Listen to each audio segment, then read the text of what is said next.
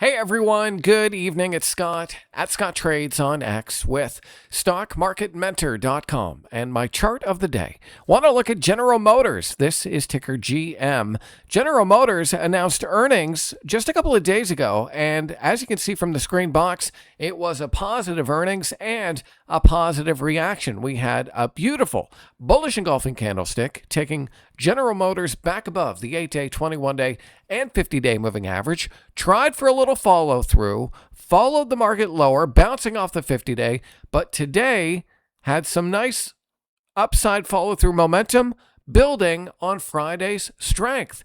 And so I definitely think that you should be watching General Motors for a clean breakout here above its high from back in February of this year.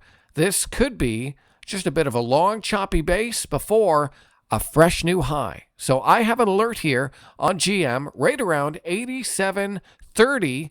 I want to look for a move through and a close above that level coming on higher than average volume. It had great volume today. Let's see if the buyers can show up tomorrow and bring this thing to a new all-time high. So General Motors is one of my top watch stocks for tomorrow over at StockMarketMentor.com. I hope that video is helpful. My name is Scott McGregor at Scott Trades on X. I'll see you in the next one.